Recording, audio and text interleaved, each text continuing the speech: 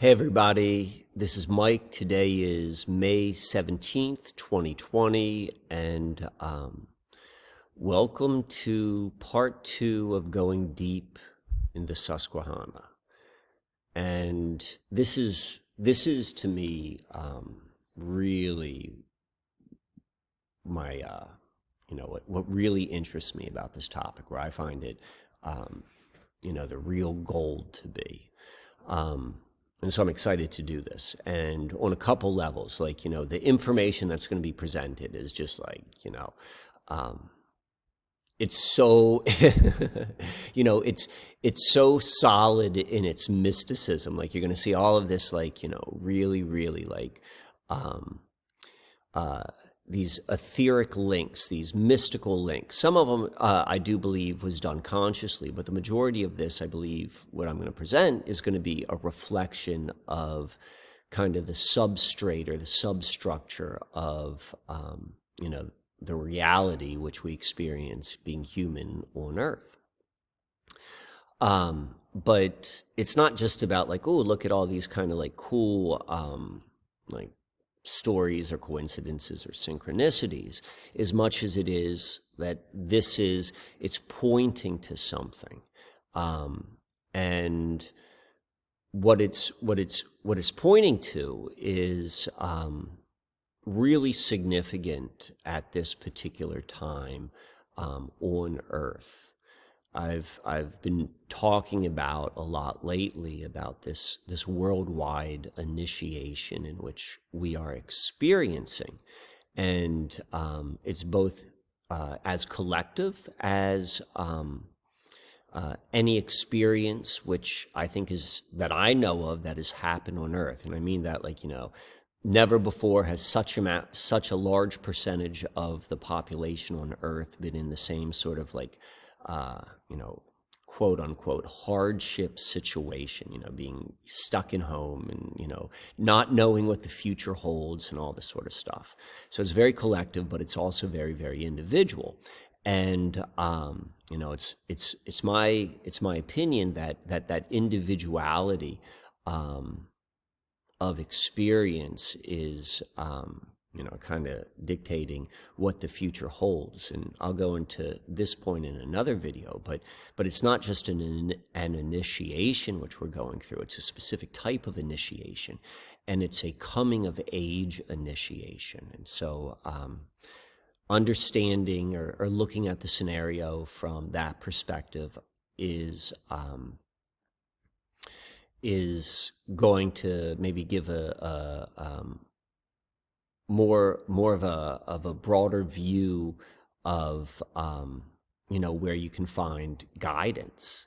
At the end of the day, it's like we're navigating this situation, this unprecedented situation, and like how you navigate it is your individual is your individual piece of it, and then how you navigate it and where you go to.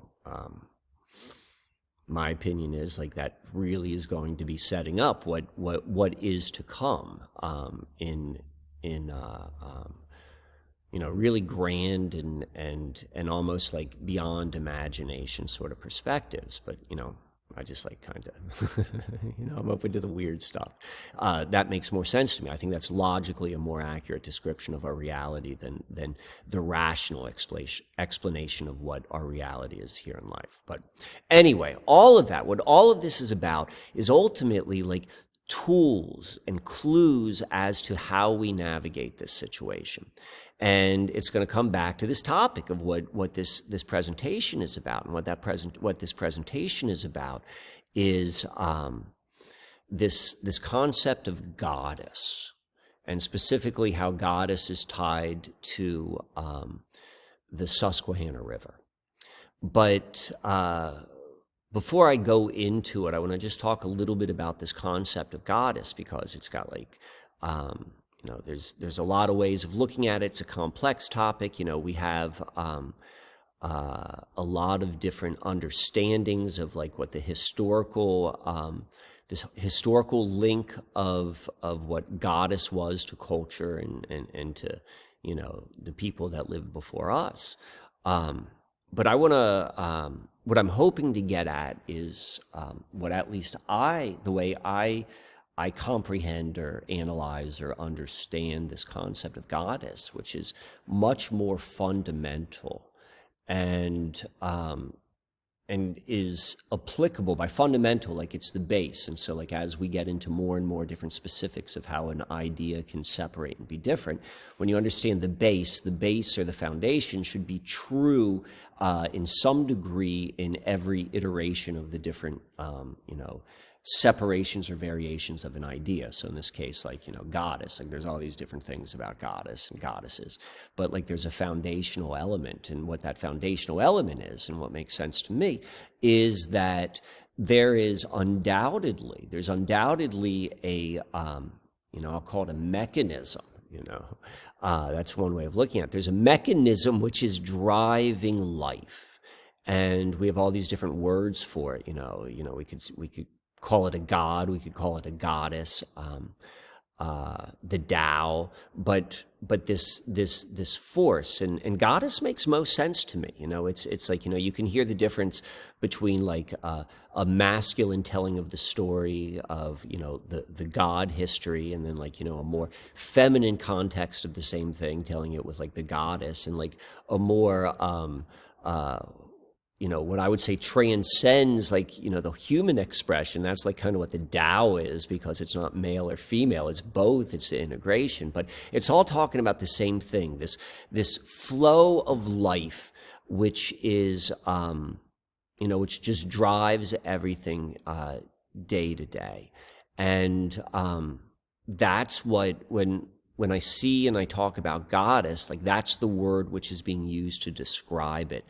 And it makes a lot of sense because of life. Everything is born, everything lives, everything dies, and then it is reborn again. We see that in you can go and just see that by looking at how life works. And we all come from a mother. We all come from a father and a mother, but we do come from the mother. It's the mother that gives birth to the chicken and the egg sort of thing. So it's like, I'm not interested in necessarily that. And if anything, like that's why the idea of the Tao, I think, is really appealing to me. Like I can settle into that. Like, I don't have to go and say chicken or egg,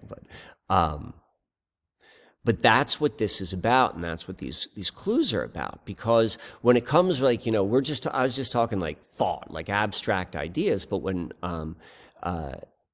we want to be able to ground things in something like more material, what we can identify with our five physical senses, and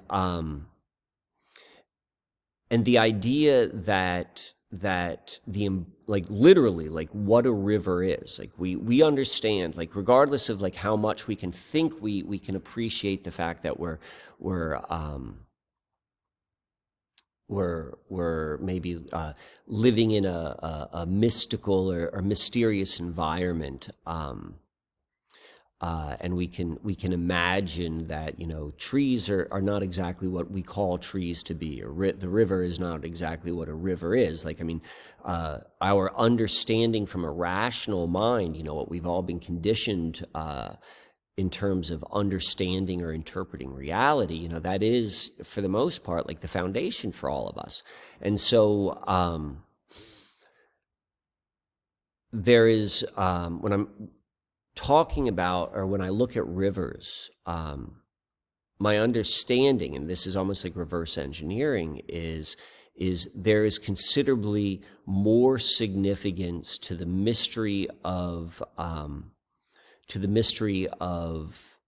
life, like how it works. We can describe a whole bunch of stuff, but there's always going to be like a mystery, like, but why are we here? What is this?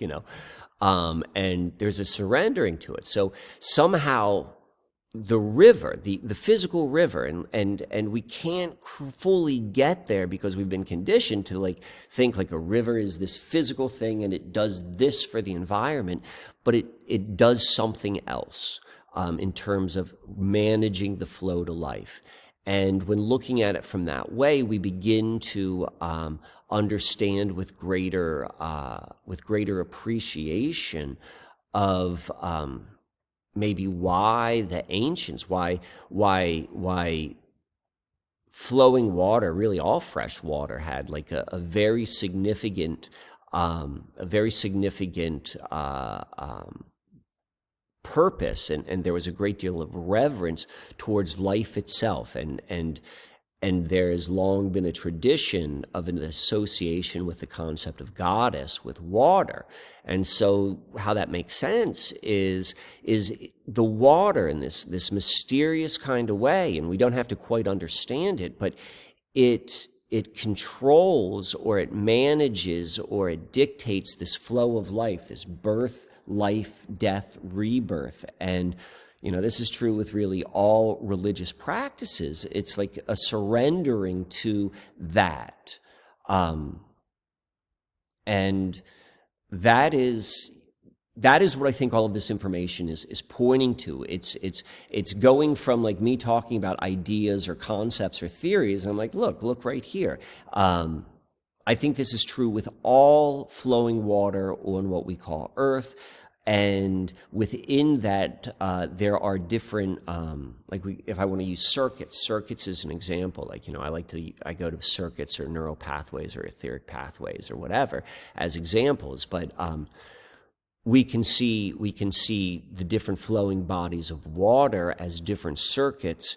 And the more foundational of the circuits, and this is true within understanding the circuitry within our brain, like the more fundamental and the more foundational of these circuits is, the more influential that circuit is to experience. And what we're going to be looking at is why the Susquehanna River is why it appears to be like one of the primary circuits.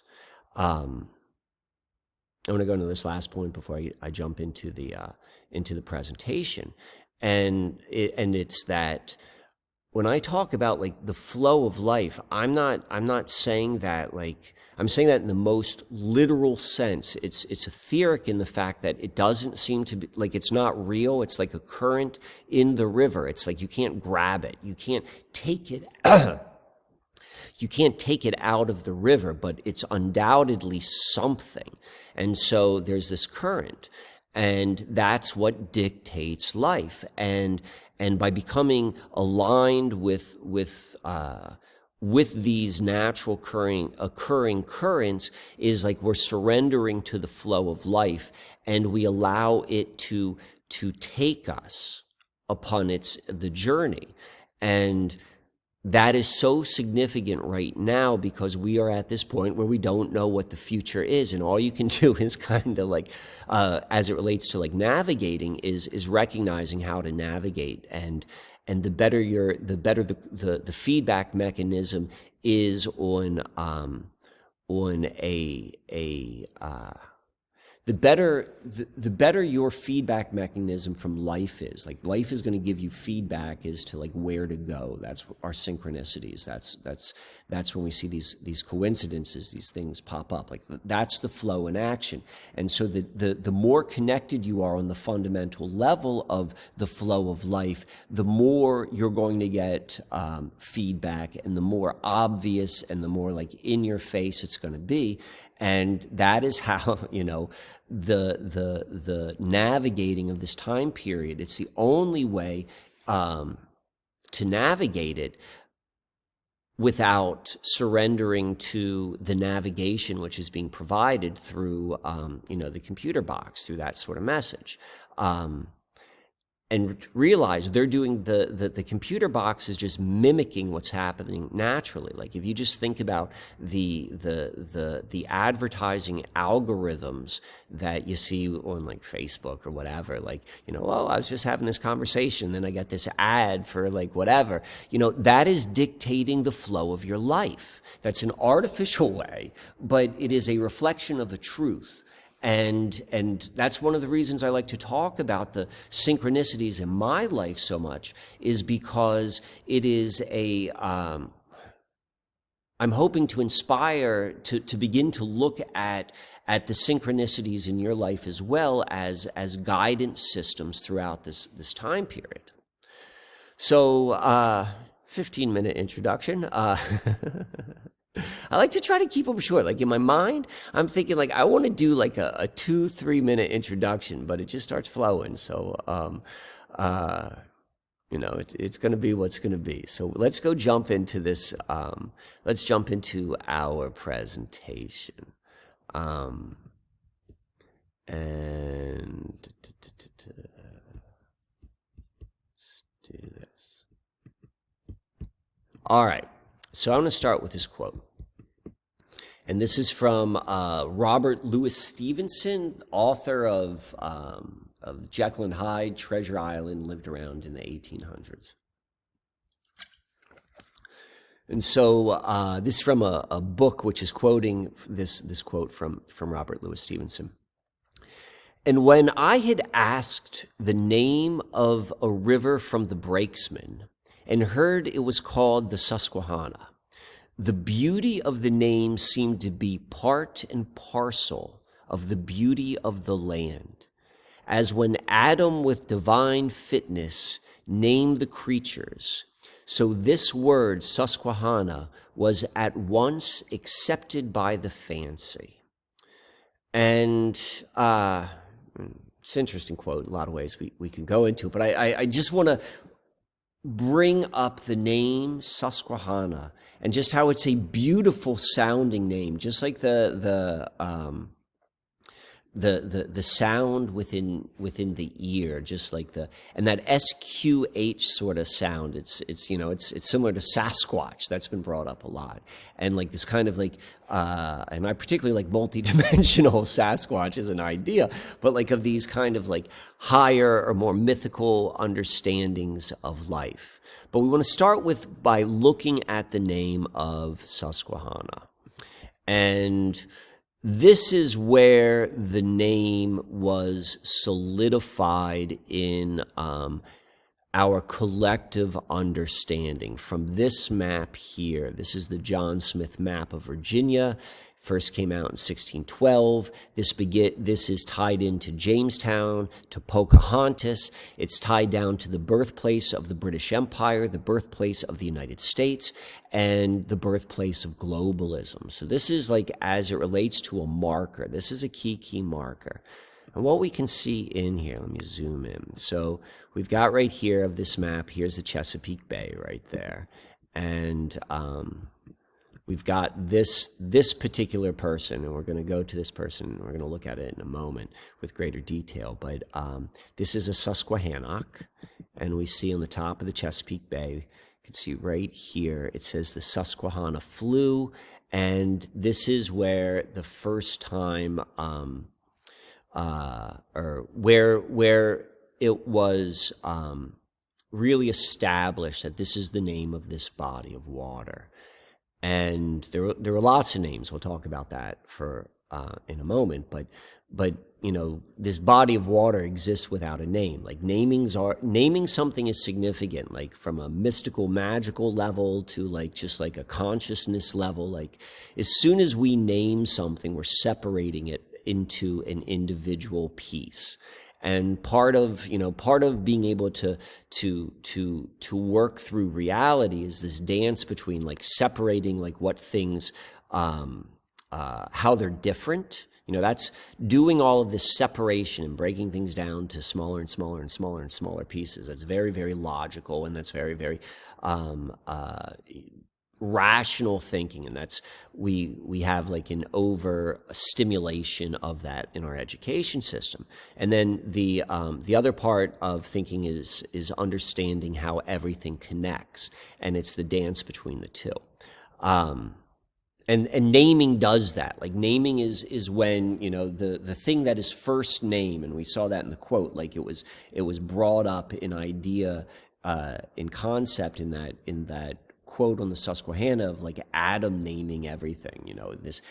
That mythology or that story within our collective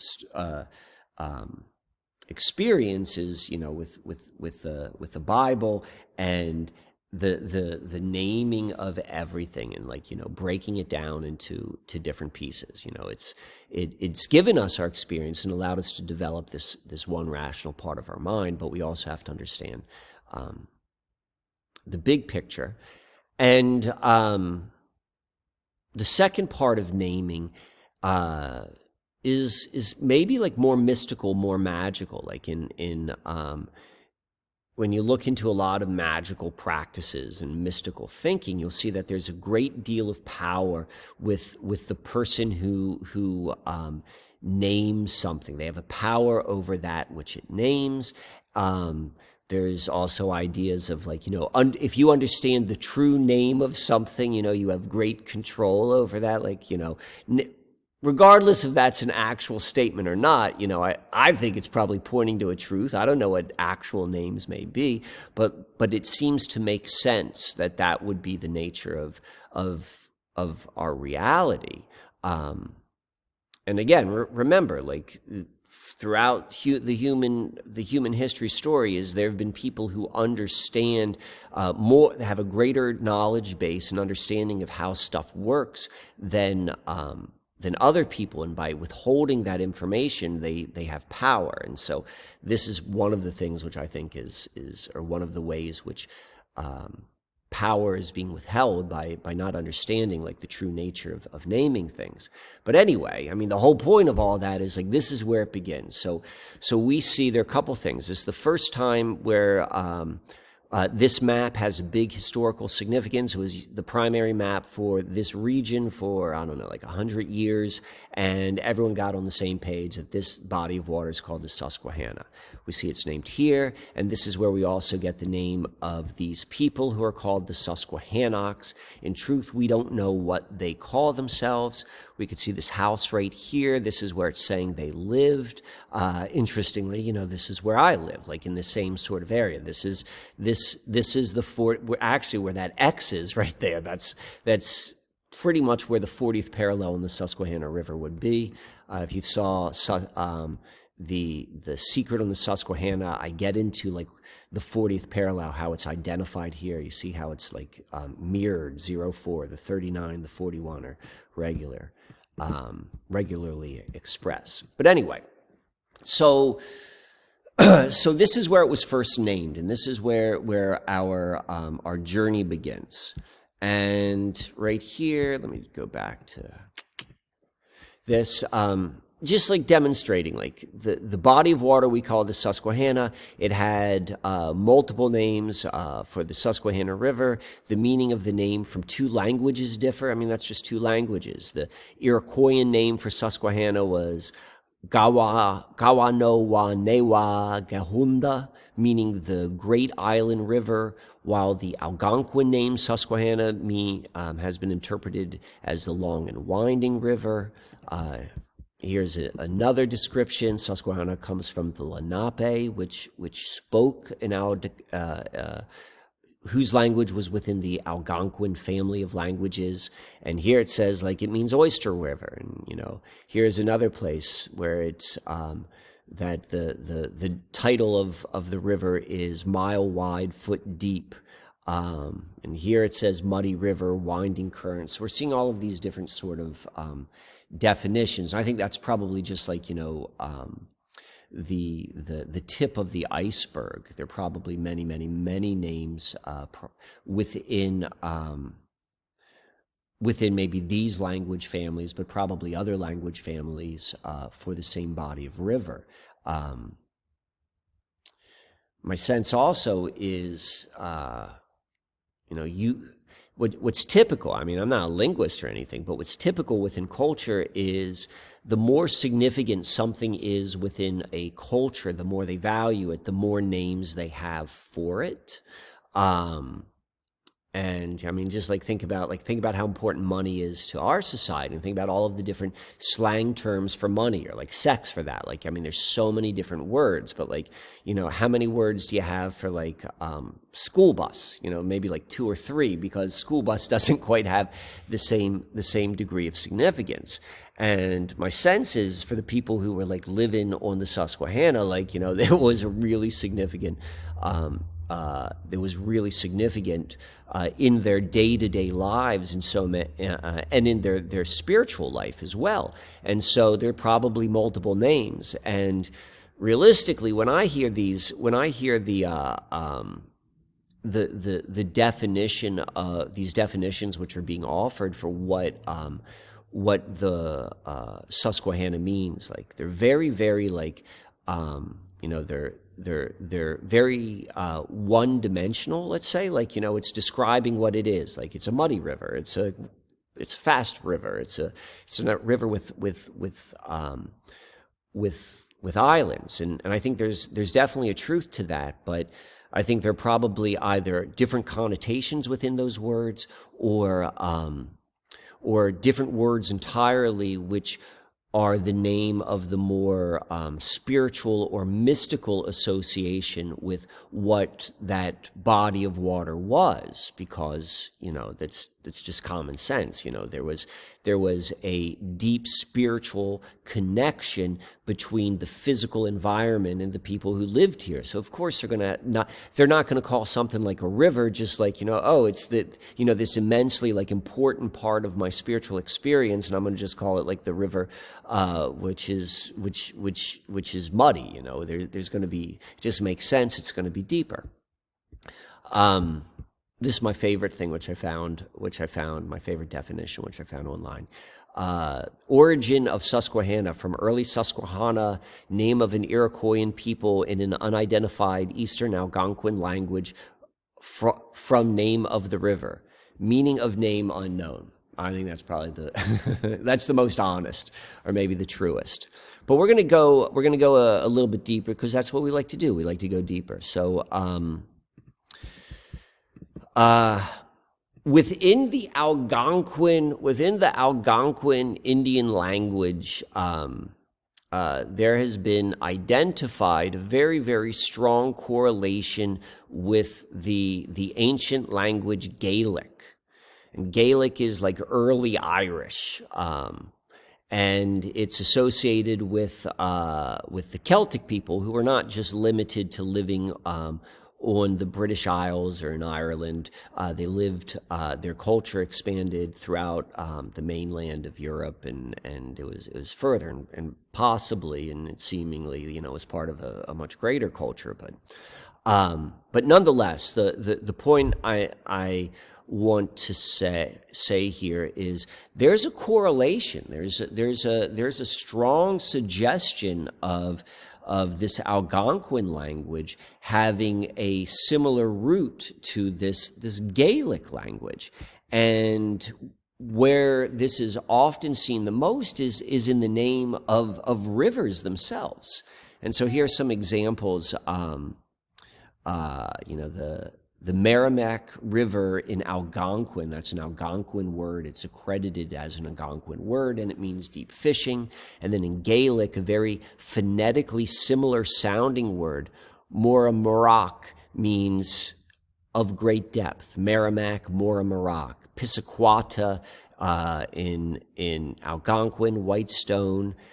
Pissaquataqua means pieces of white stone in Gaelic. Seminole means grains of rock in Algonquin, and Seminole means the same thing in Gaelic. And I would also suggest, also within Gaelic, like the naming of the rivers are not just like a description of it, or it's deeper than that. We'll get to that in a moment, but this is fascinating. I find this very fascinating, as it relates to uncovering, who and what we're living on what we think of as North America right now, because undoubtedly the what has gone on in North America in the last 400 years is a fulfillment of someone's playbook. I'll just leave it at that. But whether you want to say that meets prophecy, or if it's just like just a purposefully living out of ancient stories that have been written down, that's definitely important. It's definitely part of what we're experiencing. It's part of the history, or at least history we're told. And by looking at some of these correlations, we can gather more understanding of maybe what's going on, and the true significance of maybe the earth which we live on. I like to just call it the environment because I don't know what earth is. I don't know if it's simulation. I don't know if we're a globe. I don't know if we're a disk. I don't know if we're something totally different. I just know that I'm here. And I don't trust the shit which I see, on the computer. But I do know, because it's all the inversion stuff, if you squeeze it hard enough, you're going to get the truth out of it. And that's what we're trying to do.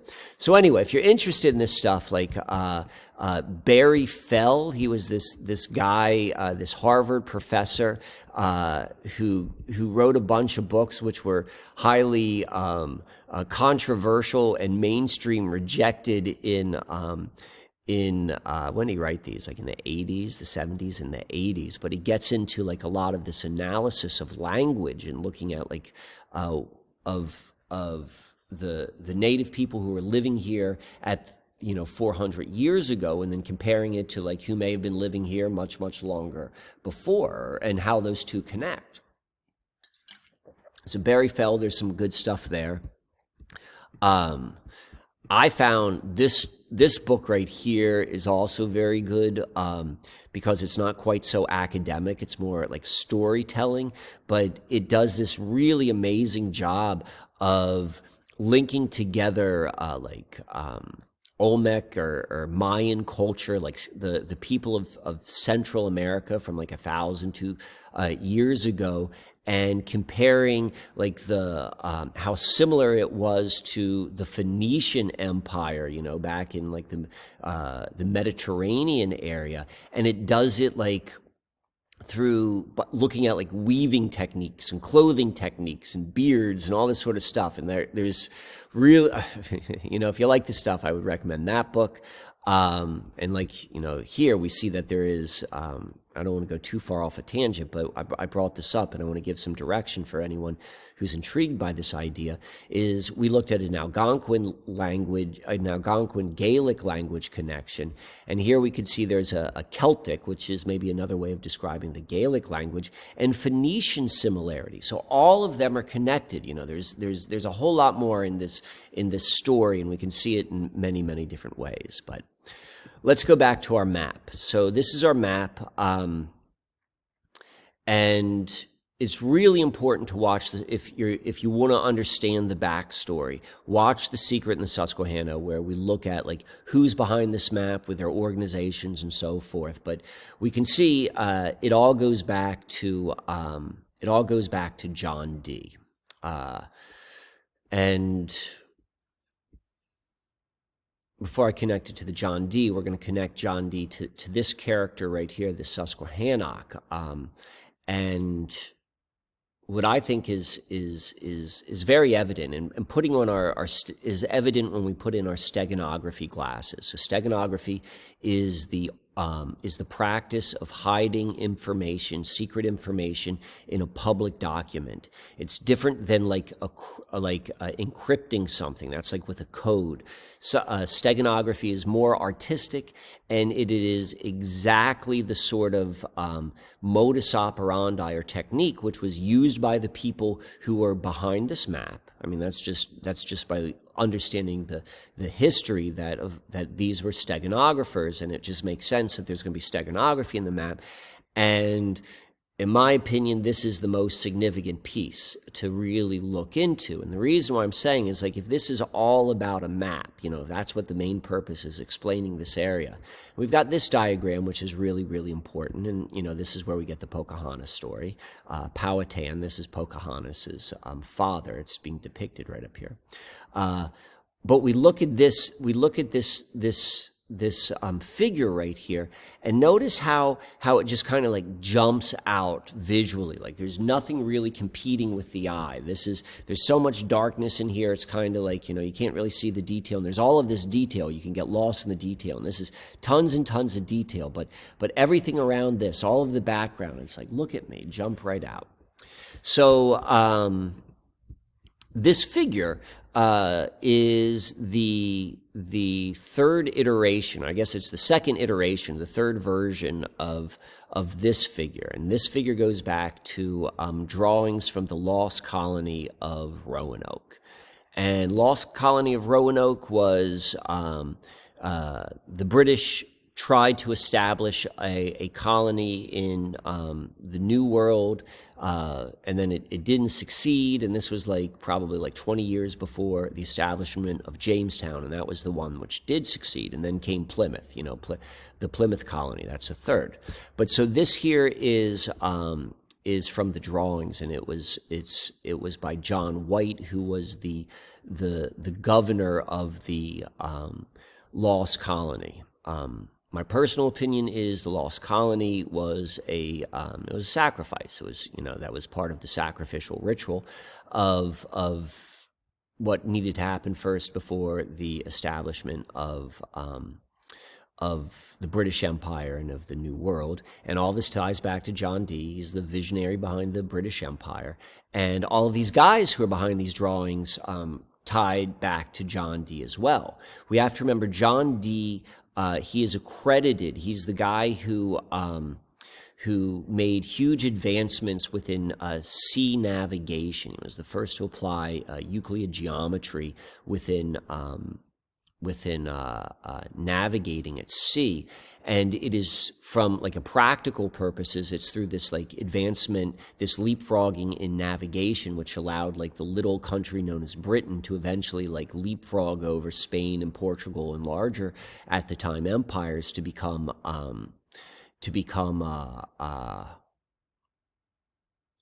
like the most dominating empire on earth. They all wanted to be the most dominating empire, and these empire builders did it the best.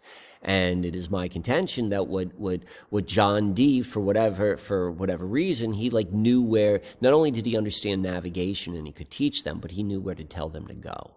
For however he knew that information. I've got a couple ideas, but that we don't know for certain. So anyway, so we can see that this was what does it say? The original warrior image is from a John White painting of an Algonquin chief. White was the governor of the lost colony of Roanoke, and he worked closely with Thomas Harriot, who was the protege of John Dee. So this guy Harriot, who was guiding White, worked directly under John Dee. So then the next iteration of this, one can see there's a little bit of change. It looks pretty similar, but there's some minor adjustments. Particularly, you could see in this posture how it changes a little bit. The hips get a little bit more narrow. But this was done by Theodore de Bry, and Theodore de Bry was he was a publisher, and he also published the works of Robert Flood and Michael Mayer, who were chief exponents of Rosicrucian philosophy. So this also ties into John Dee, who is involved within the same order.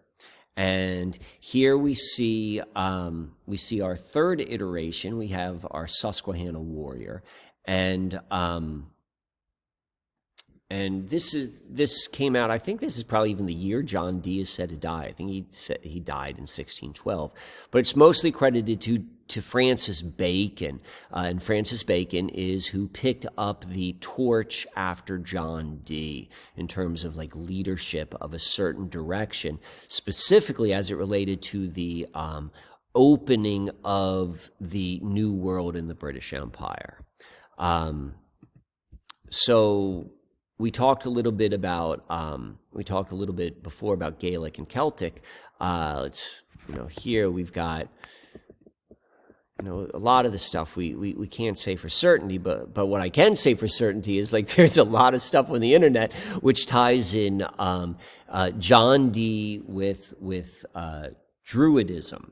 And Druidism, or a Druid, is the priest class of the Celtic people, and the Celtic people are the speakers of Gaelic. And so we know that Bacon, who is the continuation of John Dee, is involved with the naming of the Susquehanna. They didn't name it something else, they named it Susquehanna. We'll get to that in a moment. And we can also see there's a link with particularly the priest class, the mystical class, the controlling class, the ruling class of spiritual life and the flow of life of Celtic tradition. And you know, I kind of want to ground it right there, but we saw with the Phoenician link that this is probably not just limited to a Celtic tradition, but we're looking at like maybe more of a mother culture or yeah. So okay, so let's go back into our warrior. So within steganography there, and within like Freemasonry, within Rosicrucianism, like everything is symbolism, and it's like layer after layer after layer and layer of symbols. And so we're going to look first at the first layer of what this Susquehanna warrior represents. And as I said before, that both the people, you know, it says right here, it says the Susquehannocks. The Susquehanna are a giant-like people and thus attired. They're named right here. And the river are named right here. And one of the primary techniques within steganography, and particularly this style of steganography, which was done within the Rosicrucian and within the Renaissance era and all that sort of stuff, it was through the use of double entendre, whereas a word can have multiple meanings and connotations. So double entendre is like, you know, you're saying one thing which has a meaning, but you're also saying something else. Like a pun is a double entendre. And that is a way of hiding things. And so like in a map, like the double entendre is like, it's so obvious that I'm showing you a people called the Susquehanna, that you're not necessarily, you're hidden from the fact that I'm talking about something else. And what I'm going to suggest is that this warrior, there is undoubtedly a people that we're calling the Susquehannocks, and we're going to get into them in a moment. But in this pictogram, known as the John Smith map, you know, this whole thing is a pictogram of information. But within this pictogram, that when we see the warrior, it is making reference to the river of the same name, and then we're going to get deeper into what that means. But the reason why we know that is within a great book. If you're into like decoding, you know, if this sort of thing like makes sense to you, and you want to go and decode what these people are saying, the book Manly P. Hall's Secret Teaching of All Ages. It goes through and explains, certain chapters of it, at least, particularly the Rosicrucian chapters. It explains the techniques which are known to have been used for hiding information. And so then we can go and take that and extrapolate it, because, you know, we're thinking creatures. We're able to learn something and then to apply it in new ways. You know, that's what we get to do when we develop our mind. So this is taken from that book, and it says, pictorial cryptograms are sometimes accompanied by the key necessary for the decipherment. So if we know that this is a cryptogram, and like, all right, well, how do we decipher it? A figure may point. So it's like, it's being general, you know, but the general idea is a figure, here's our figure, may point toward the starting point of the cipher or carry in its hand some implement to disclosing the system of measurement used. And we got in our warrior right here, we're holding this thing in their hand, and I blew this up. We could see where it's resting, like right here, where it's resting is, it is at the source location of the Susquehanna River. You know, this is the Susquehanna River. We've got this main split, and this is the primary source location.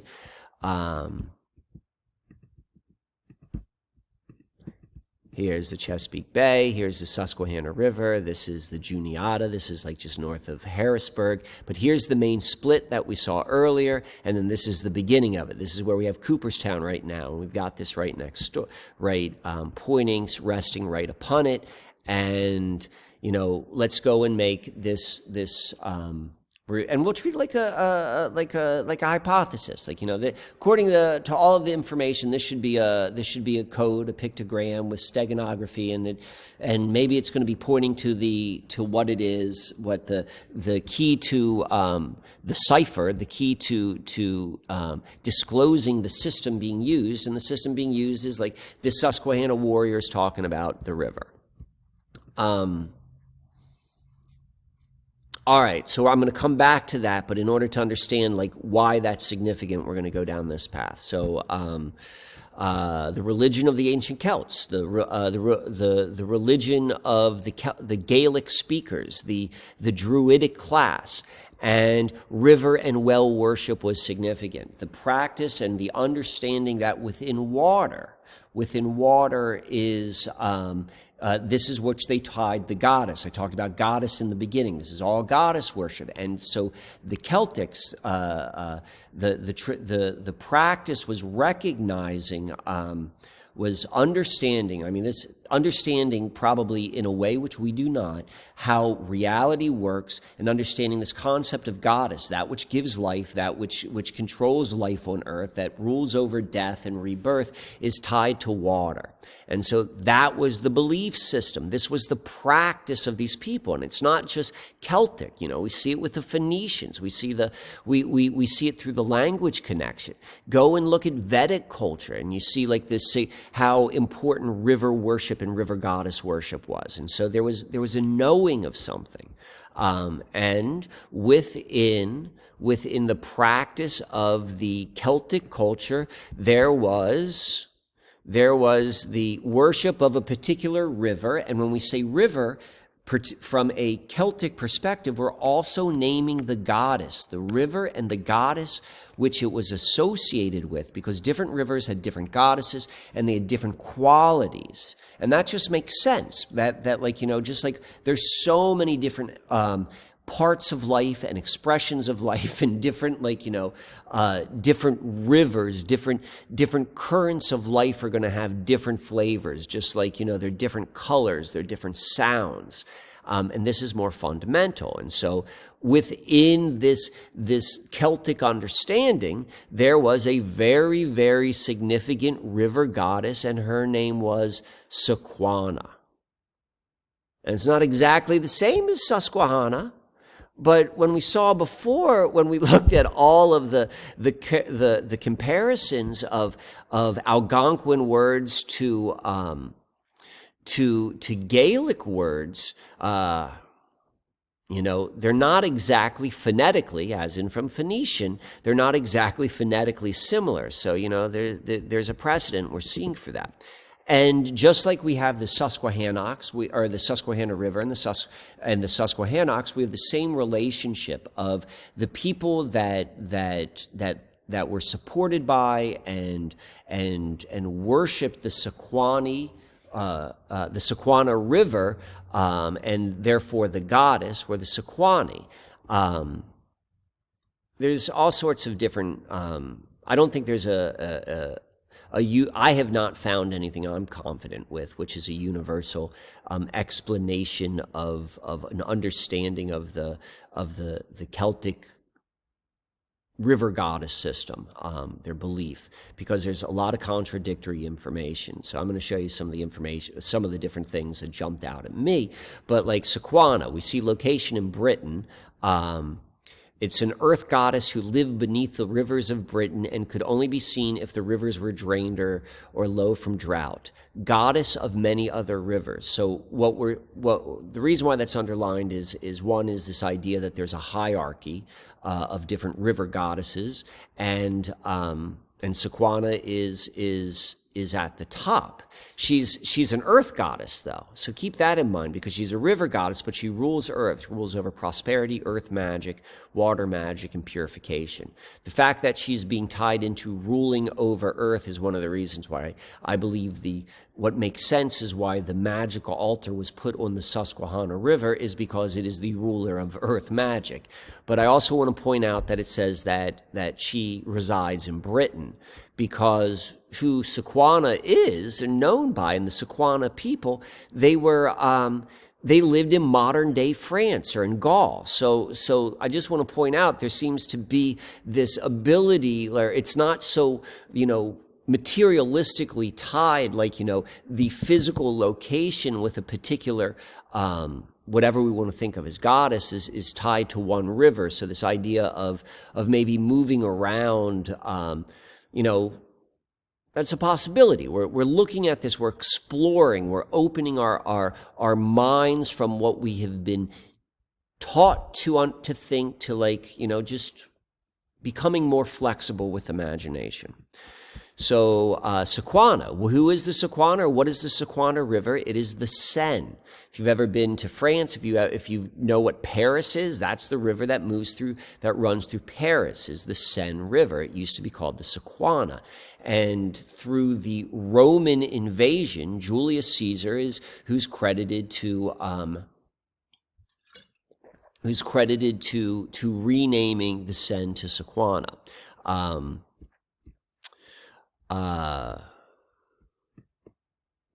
Where do I want to go? Here we go with this. And so here we see, this is the map of Gaul. If you're, here's Germany, here's Spain. If you know your European geography, you'll know that this is where France is, where modern France. And we can see there it says this is Sequana. This is also the Seine. And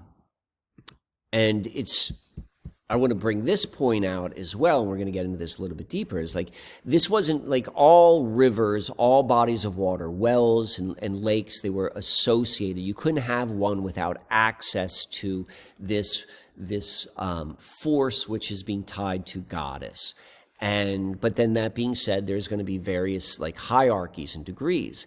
And Sequana specifically was known to be like really, really important within these people. And how do we know that? Because there were large healing shrines found at the source location of the Seine River or the Sequana River. And we know this archaeologically, we know this historically, and people came and they left their, whatever bodies of water were nearby with them, and they went through the journey to go, for like thousands of years, people would leave where they lived and take their journey and their pilgrimage to go to these healing waters. And, this was something which, I found online describing Sequana. Sequana, goddess of France's Seine River, held court at a healing shrine at the river's source, established in the 2nd or 1st century BCE, although a more rustic shrine may have existed earlier.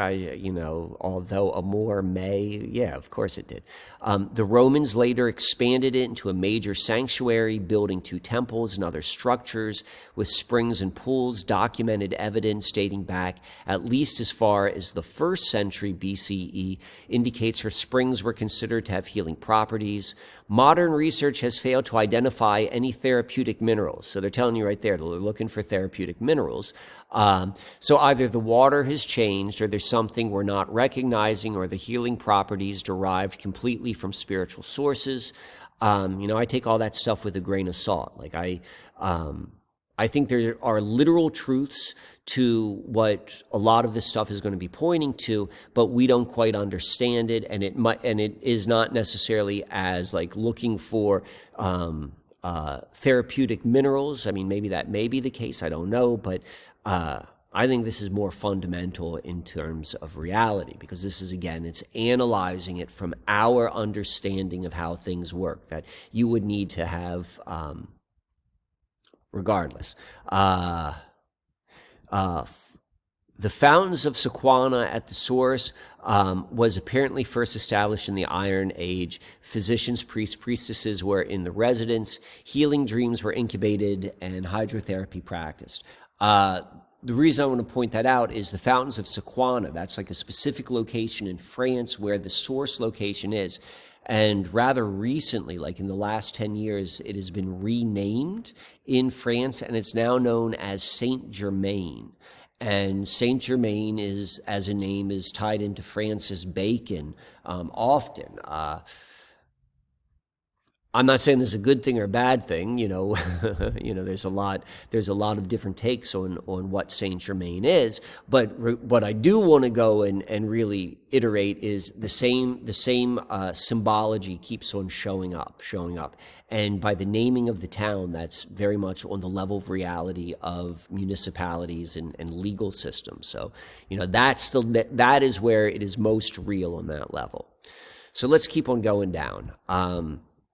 Right here, we're going to come back to this Sequana, the goddess of the river Seine, the springs, the source of the Gaulish tribe Sequani. A bronze statue of a woman draped in a long gown and with a diadem on her head is believed to represent Sequana.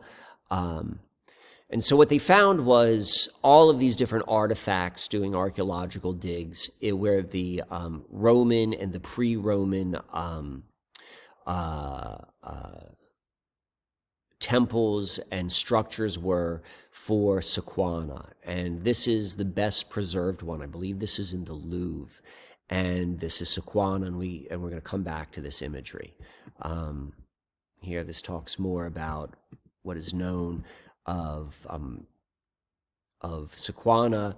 What is now the source Seine saw Gallic, I guess that's how it's pronounced, pilgrimage beginning in the 1st century. In the late 4th century, Roman Emperor Theodosius I ordered the closure of the pagan temples. But what I'm talking about is like this was really like this was established like part of people's lives, like real human beings. So now we're going to go back 55 minutes into this, we're going to go back to our map, and we're going to begin to understand the Susquehanna with greater depth. This is a slide which I used a lot in The Secret of the Susquehanna. We're going to come back to it. And key point is we can see how the Susquehannock warrior is dressed in Masonic attire. We can see it most clearly in a cryptic fashion. Like, it's not obvious. Like, this is part of steganography. It's going to be cryptic. And the people who are behind this map were, particularly Francis Bacon, very, very strongly connected to the establishment of what we think of as modern Freemasonry. And in fact, modern Freemasonry finds a lot of its traditions based upon Francis Bacon's own practice of speculative Masonry. But what I want to point out here is this. This is called the collar and jewel. And here we see George Washington wearing his collar and his jewel. And the jewel is symbolic of the rank of the Mason. That's what's important. Like when you wear a collar and jewel, what's hanging from it tells you something about the person who's wearing it. And let's go back to this slide. We can see the changes from here to here. One of the most major changes is we've got beads, and now we've got this big old chain right here, and we've got a wolf head, which is hanging from it. That's what this is. It is a wolf head. How do we know that? Because with this map came a book, The General History of Virginia, and John Smith, he goes into detail about the Susquehannocks. He keeps on he can't say enough good things about the Susquehannocks, which is atypical of the description of how he portrayed other people who he ran across. But the Susquehannocks, he had nothing but great things. And he's saying how one had the head of a wolf hanging in a chain for a jewel. That's what we're talking about. There's our wolf head right here. And I don't think it says earlier in this page, like I just copied this or screenshot out of Google, is Google Books, is where it says that these are the Susquehannocks. But the book and the map, they go hand in hand. So, all right, so we know it's Freemasonic. We know that we saw it in the dress, and we know Freemasonry runs through the tradition of the people who are behind this, and we know that this is called out as a wolf. And we go and we look within Freemasonic symbology, and making reference to a dictionary of Freemasonry by Robert McCoy, 1869, we see that the wolf head is rather significant within Freemasonry, and it ties back to the mysteries of Isis. And so here it's expressed as it relates to a wolf mask is what a candidate into the mysteries of Isis would wear.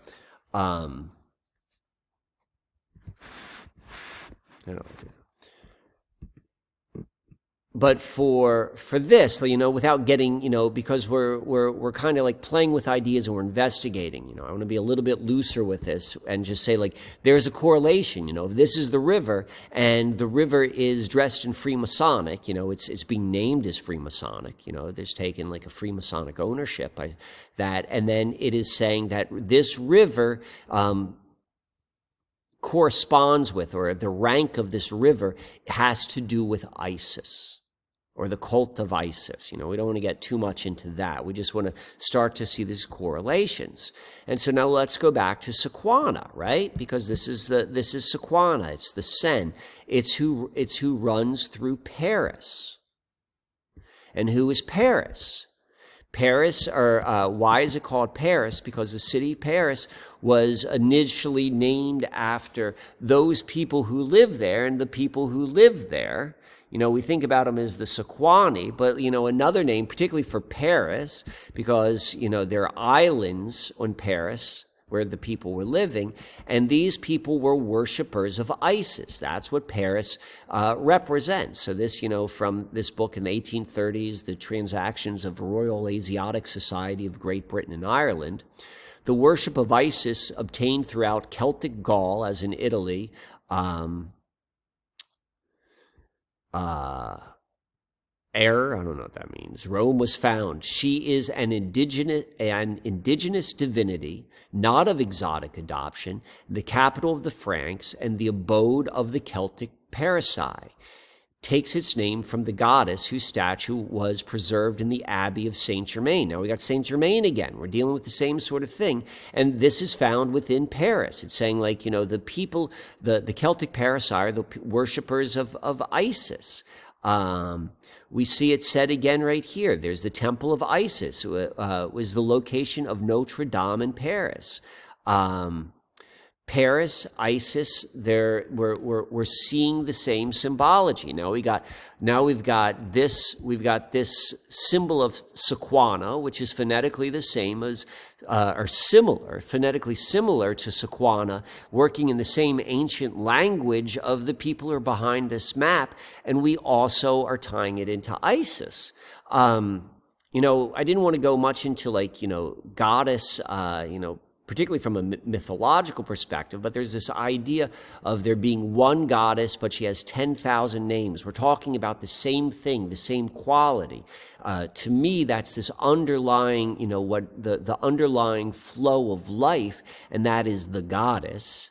And, we've got all these different names for the different expressions, I suppose. But, so when we're seeing different names of goddesses, but on the same river, like, there's a certain level, the name doesn't matter. But we're seeing the same name on these two bodies of water, what we're calling the Susquehanna and the Seine. And it's just going to go deeper and deeper and deeper. So now let's return back to the map. I talked about the first main change in the different iterations of the map of the warrior had to do with going from beads to that heavy duty chain. But now we can see it's in hair. So we've got hair, which appears to be tied up. And now we see it here that what happens is it goes flowing. And I would say the quality of the face also becomes much, much, much more softened. And it becomes more feminine. Because it's my opinion that this warrior is actually a crypto goddess. It's expressed, like, yes, it's expressed in a masculine form, like it's a man, or it's at least an implied man. And I say that mostly just in, like, the narrow waist and the shaping of, and the broad shoulders and the shaping of the forearms and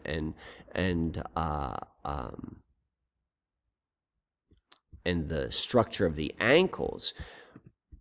But it's also female, and we also know that the hermaphroditic expression is very, very common within secret societies, and particularly within Rosicrucianism. But let's just focus on like the the warrior is a goddess right now. So we see the soft face. Like this is a replica done from 1905 of this map, and you can see how the face can be expressed much more masculine. Like this definitely looks, at the very least, a young man, but I think because of the hair and like all of the other symbology, like no, this is being tied into goddess.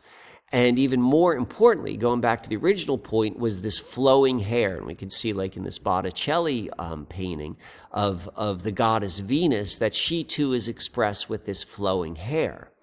And flowing hair is a symbol of goddess. So how do we know that? By just looking at Wikipedia. They're telling us, and it's a Freemasonic symbol. So the very first dollar coin issued by the United States federal government was called the flowing hair dollar. It's the flowing hair dollar. And who is the flowing hair dollar? The flowing hair dollar is it's a depiction of liberty, the goddess Liberty. Lady Liberty is a warrior goddess, and she's being depicted without this Phrygian cap. Goddesses are often depicted with either like this diadem, or particularly warrior goddesses with a Phrygian cap. And we see that this was done by Robert Scott. It's a bust of Liberty.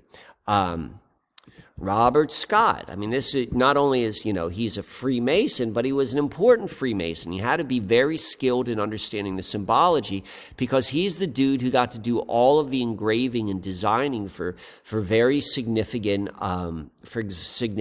pieces.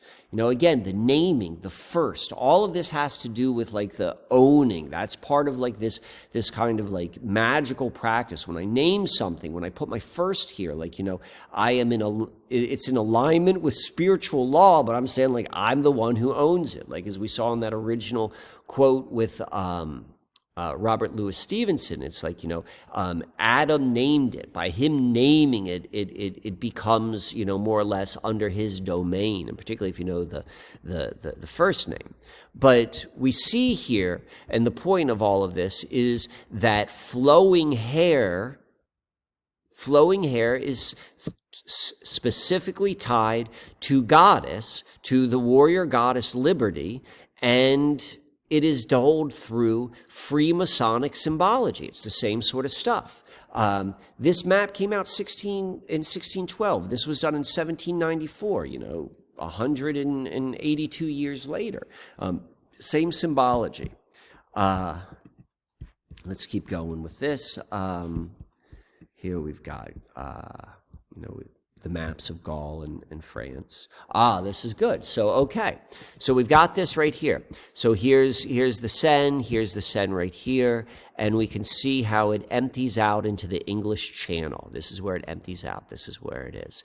And if we look closely, where it empties out is, it's called Le Havre. Maybe I'm pronouncing that correctly. I hope I am. There it is. Here's the Seine River. This is where it empties out. It's a major port in northern France's Normandy region, where the Seine River meets the English Channel. It is where the body of the Seine, the goddess, whatever we want to think about this is, where it empties into a larger body of water. What seemingly makes sense to me is that like all of like the mystical religious aspect will tie in somewhere. Ties in somewhere on like the material level, and part of this understanding these rivers that then dump into larger bodies of water, oceans. Like, this is significant. So we got Le Havre. And then if we go and we look at the Susquehanna, this is the Susquehanna River, and this is the Chesapeake Bay. And this is where the Susquehanna transitions into the Chesapeake Bay, because the Chesapeake Bay is the same body of water, but it changes expression. It goes from just river to estuary, where it blends with the ocean. But nonetheless, what do we find right here? This town, Havre de Grace. Havre de Grace is named for the port city, Le Havre, France. So now again, we see on material reality, like another connection linking in the Sequana River or the Seine River and the Susquehanna River. This right here is Aberdeen Proving Grounds. If you've been paying attention, remember like the first computer, ENIAC, which sounds like John Dee's Enochian magic, Phoenician, phonetically correct. This is where it's located, right in this location.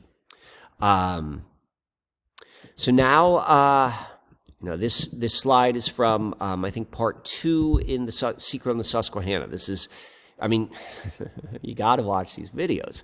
But this is the portion where I'm talking about. This is the 40th parallel, and this is the Susquehanna River.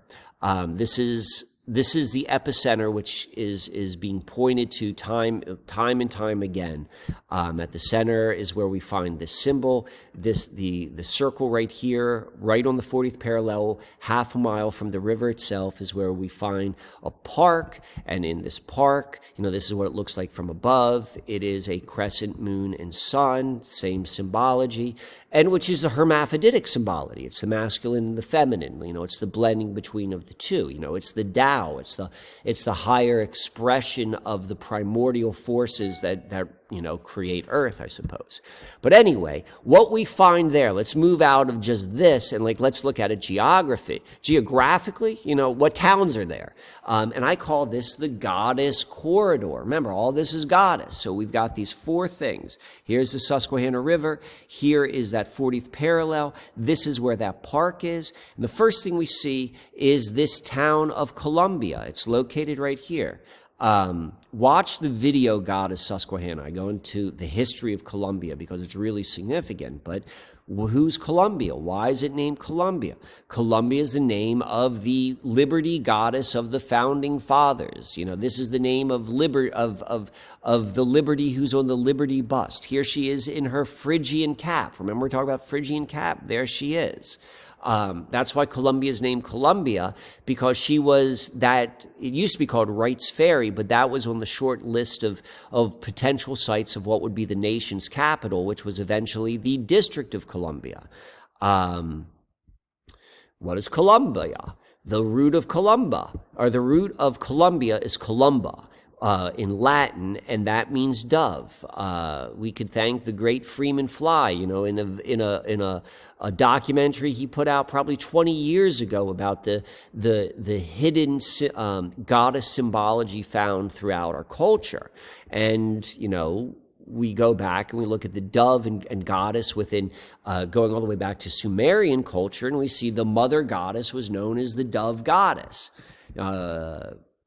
In Sumeria, best known as Semiramis, but we know she goes by all of these different sort of names. And going back to Ishtar and Easter, remember we're talking about, or Esther, in part 1, and we've got Isis and we've got Sequana, but we're dealing with the same sort of concept.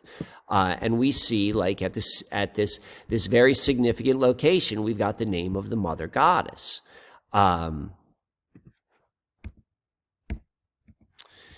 And then just further upstream, literally, I used to live here, Marietta, right on the river. This is where all the weird stuff, this weird town. There's strange energy there, powerful energy, but weird energy.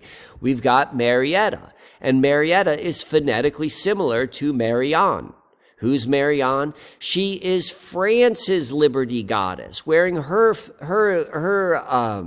liberty cap, her Phrygian cap. And the French Revolution and the American Revolution, they are tied at the hip, the same organizations. The French flag, the American flag, red, white, and blue, same period in time. All of this was happening. We're going to see it's just connected deeper and deeper and deeper. So let's go right here. So here's her Statue of Liberty. She looks just like Columbia. Columbia Pictures. Who's Columbia? Columbia's right here. It's the same lady, District of Columbia. And we go, as probably most of you are aware that, this was a gift from a Freemasonic lodge in France to, originally they wanted to give it to, but they weren't giving it. They wanted money for it. But they wanted to give it to Egypt. They wanted to oversee the Nile. They wanted to oversee the Nile, and Egypt was like, "No, I'm not going to pay this money for it." And so they're like, "Hey, New York, you want this?" New York was like, "Yeah, we got that." And so there was a feedback loop. There was a symbolic replica of the Statue of Liberty, which was a gift of a miniature version of the Statue of Liberty given to the folks of Paris.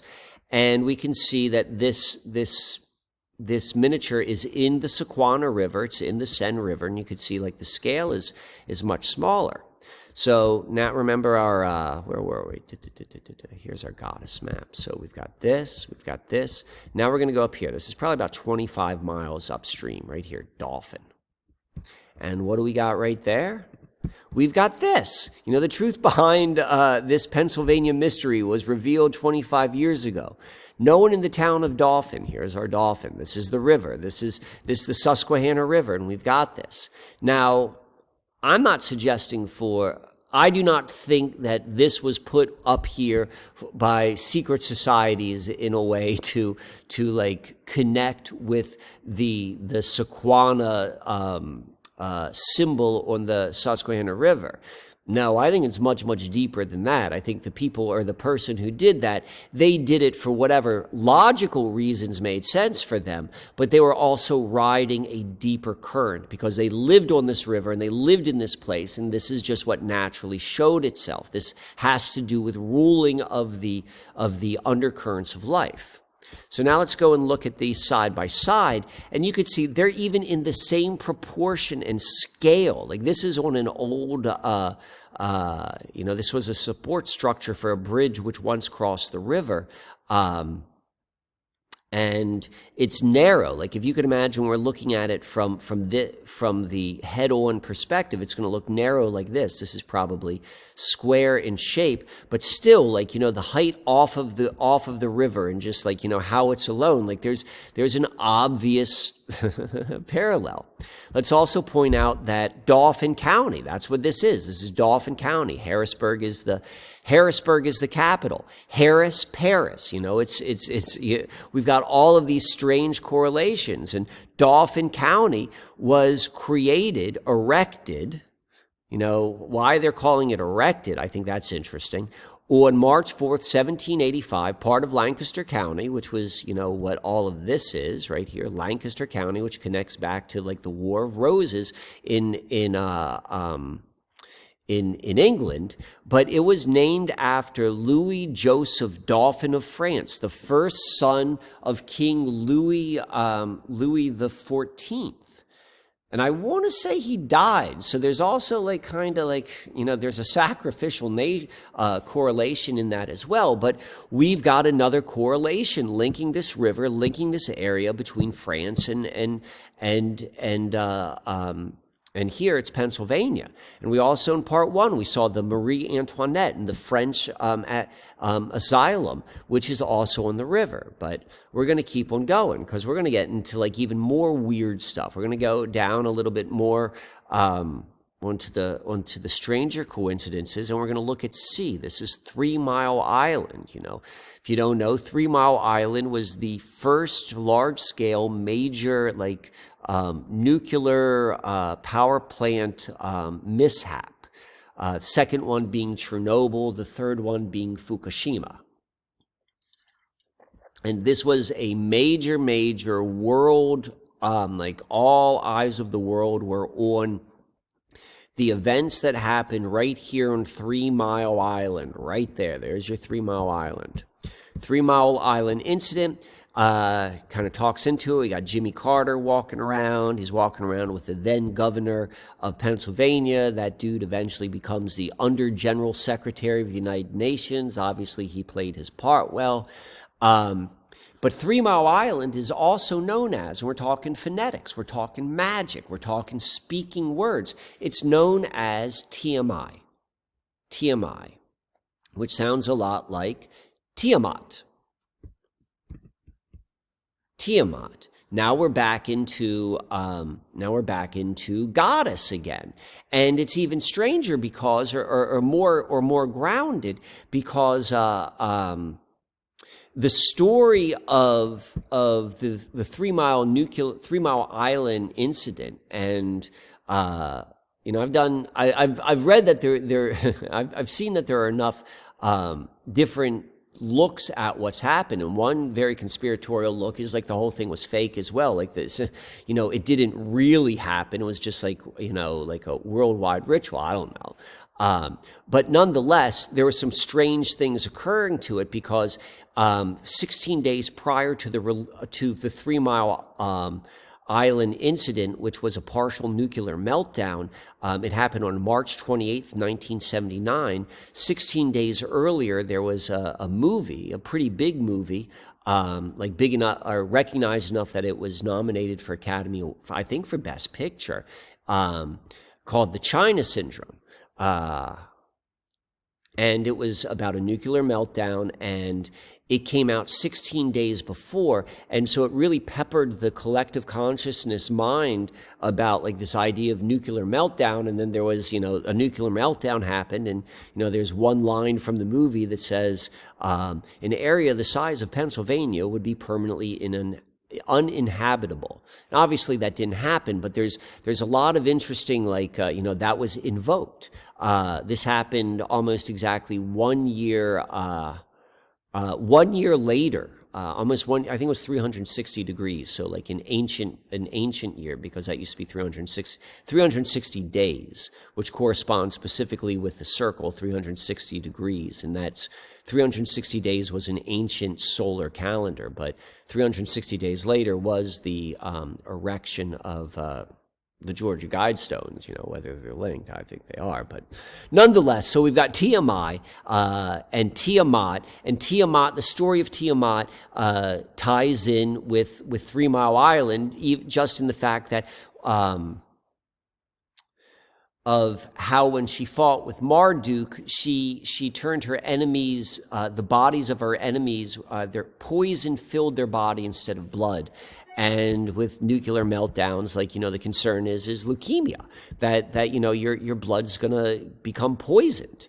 And also of interest is we talked in part 1 all about like Queen Esther, and we talked about how there was the Bloody Rock Queen Esther and how that was connected. And we also see that Queen Esther is from the biblical telling of the story, is just a retelling of the Babylonian holiday of Tiamat and Marduk. So we've got this connection of goddess and this river in all of these different forms, and some of it real and some of it completely fictional and mythological and mystical, but it's there. Interestingly enough, so I did this post last year, so this was last year, about the 40th anniversary of the 3 Mile Island nuclear meltdown. And what I thought was interesting is exactly on that day, there was here, so this is 3 Mile Island. I was living right here at the time in Marietta.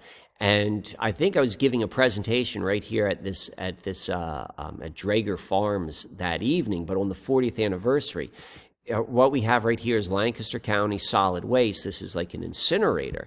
And on that day, for whatever reason, on the 40th anniversary of the Tiamat goddess meltdown,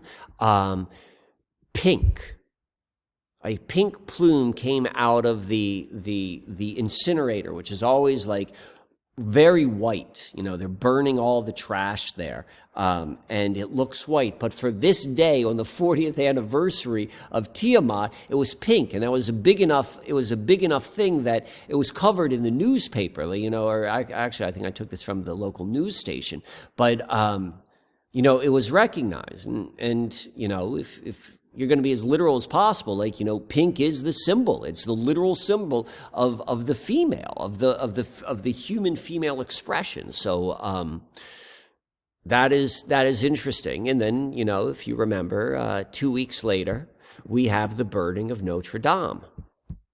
And think about this. We've got we've got right here, this is the Susquehanna River. This is 3 Mile Island. This is where Tiamat's temple was. This is the Sequana River. This is the islands in the middle of Paris, the city of Isis. And this is where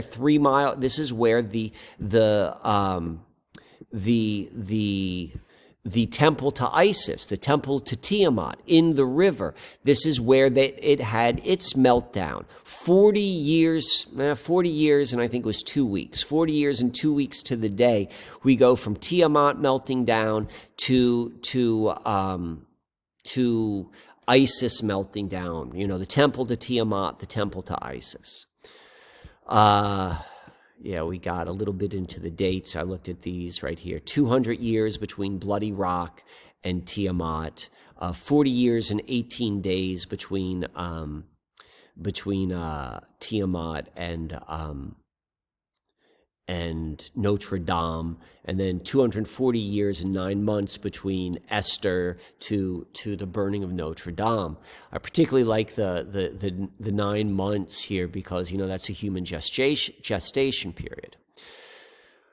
But all right, I'm going to start wrapping this up right now, and I'm bringing this back. So now we're going to get into more all of this isn't I'm not trying to build a solid structure which you can stand upon. I'm trying to build a solid structure to allow your openness to expand. And I began the first part talking about Frozen 2, and the first part of this 2-part video series, and I talked about the standing stones, and we looked at the actual standing stone in the Susquehanna River, and how that's exactly where we find French asylum, and where Queen Esther, the native matriarch, where she actually lived, and we're seeing this blend over.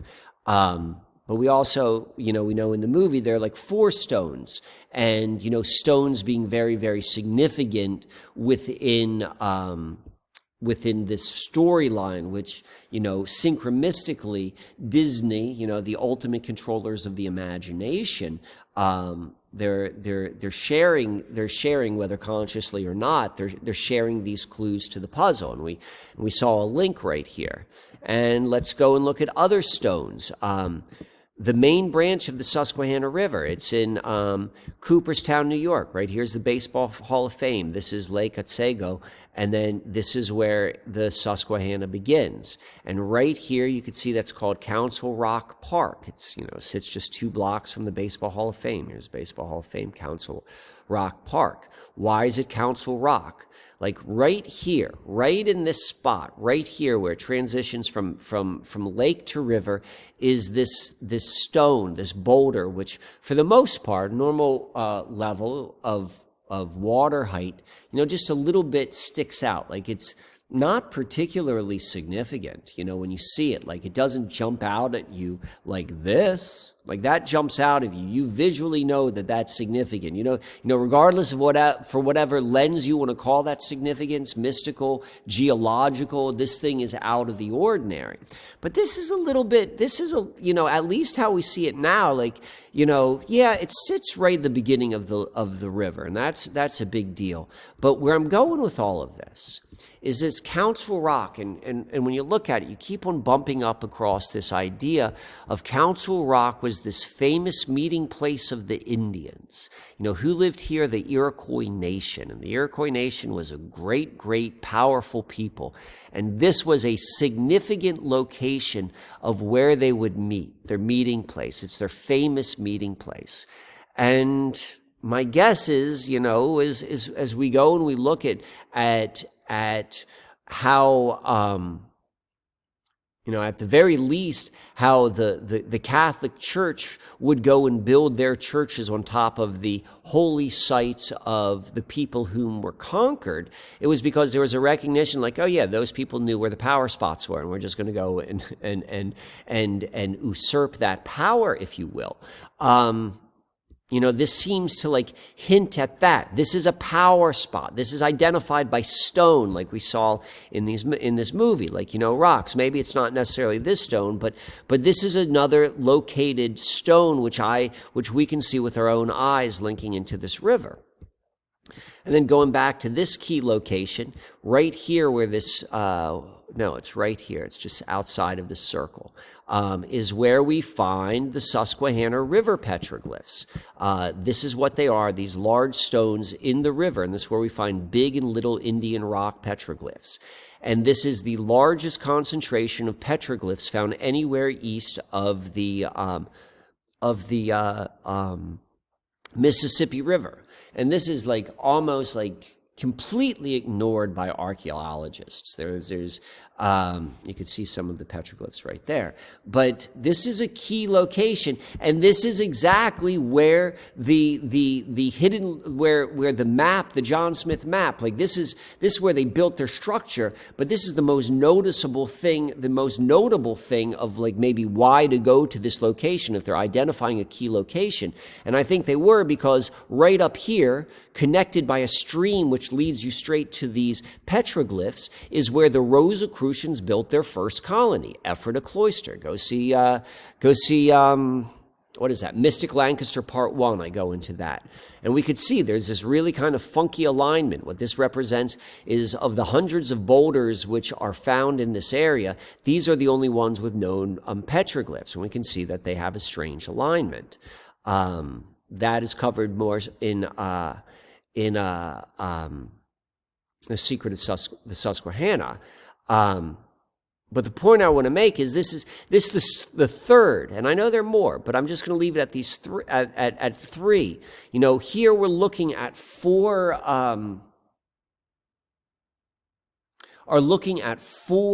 different stones. That's what's being called out, like these magic, mystical stones that somehow like they connect to the mystery. And that's what's happening right now, is because we're being coerced to go further and further away from the mystery of life on Earth to live in an artificially controlled by algorithm mystery in the computer realm. I mean, that's what in the digital realm, in the artificial realm. That's what's happening. That's what all of that's what life is leveled up in terms of, like, we were already connected to the internet and the computer prior to the worldwide initiation. But that has been, like, the push towards increasing that has gone up exponentially at the same time as the push to, like, decrease your connection with humanity. But nonetheless, all of this is about, like, beginning to recognize what we're being taken away from and what's been hidden from us all along. And to me, what I think it really is for this time is the connection we have to the natural flow of life and how we unfold it, or how we navigate this time period, particularly for those of us who are interested in other ways than the solutions which are being offered up. And so let's go back to, we'll go back to the song, to the Disney song, because if you and an inversion, if you squeeze it hard enough, you're going to find gold in it, because the inversion is always just a flip of the gold. And so that gold has to be in it. And so when we look at things synchronistically, we can find gold. So again, here's a song about the river in Frozen 2 with the rocks. There's a river full of memory, for in this river all is found. And in her song all magic flows. But can you brave what you most fear? Can you face what the river knows? I mean, I could go down a path and show how that can be applied very literally. But the point is, there's something significant in rivers. That's hopefully, I've covered that point. But there's something really, really important to the Susquehanna River. And this isn't about, like, fandom. This isn't like my river's better than your river. It's not that. If you think that way, that's thinking in a programmed way. if there is a hierarchy within the environment, the world we live in, and there certainly appears to be one, well, and if there is that truth within the river hierarchy, this would not be done in a subjective way. There would have to be objective markers that would make it clear. And I'm going to suggest that those objective markers, we've got 4 of them right here. We've got the age, one of 5 rivers estimated to be more than 300 million years old. We've got the incredibly rare and objectively like holding value of maybe not regardless of culture. If you come across stones that naturally look like this, is what they naturally look like. They're not cut.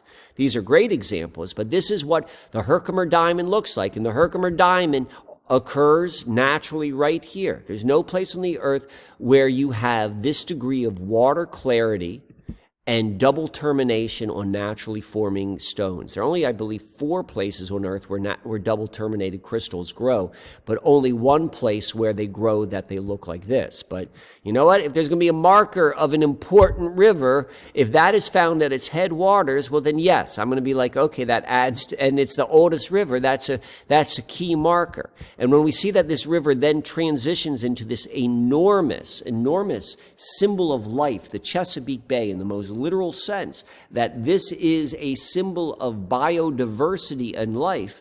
We see right here Washington, D.C., and everything that goes in Washington, D.C., and all of that energy, which gets into like whatever water is.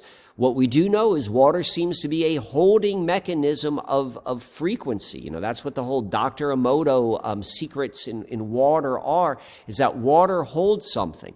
And as we've got this oldest circuit flowing in, and it's holding whatever the energy of the area is, and it comes right down here, and it blends with the Atlantic Ocean, and then it comes in the Atlantic Ocean, and it hooks up with the Gulf Stream, and it just goes, and this is how it's passed throughout humanity, or at least throughout Earth, by looking at the currents. You know, this is true with all of these rivers. This is the Delaware River. This is Philadelphia. But the deeper the circuit, the more fundamental the message. But that's what we see here, and this is another marker. And then lastly, we see that where this empties out right here is underwater, the location of, the Chesapeake Bay crater, 40 miles or 40 kilometers in diameter. So that to me is like the 4th objective indicator that if such a thing would exist as a grandmother river, a foundational river that looks after life on earth, this is what it would look like. Whew! So, this feels like a good place to stop. I love the comments. I don't respond, but I read them. So please keep on doing that. If this is resonating with it, first of all, you're connected with this whether you recognize it or not. If you use a computer, you're connected to the Susquehanna River. If you have electricity flowing through your home with 3 wires, Susquehanna River. If you're affected by globalism, you're connected to the Susquehanna River, albeit in this kind of like magical altar sort of way. But there's a connection there. And so as you have an interest and as you begin to see through the layers of which have been meant to obscure this, there's also a connection with that. And as that happens, because what this is the flow that rules life on earth. And one of the reasons why I share my, the going-ons in my life and the synchronicities in my life is, I think it's a reflection. This is how it showed me just doing this research and telling this story. Like, this is how life flows through me in this immensely synchromistic way and an immensely pleasant way. Like, my life's not always pleasant, but the way that it has unfolded has been beautifully pleasant.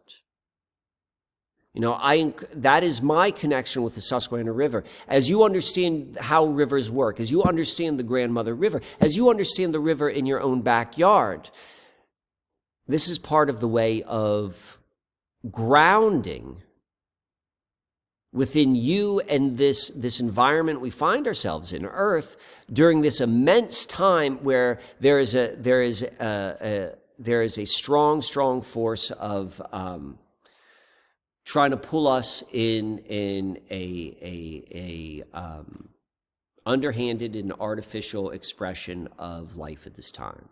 So I'm gonna leave it at that. This is Mike. I appreciate your attention, and keep on doing what you're doing.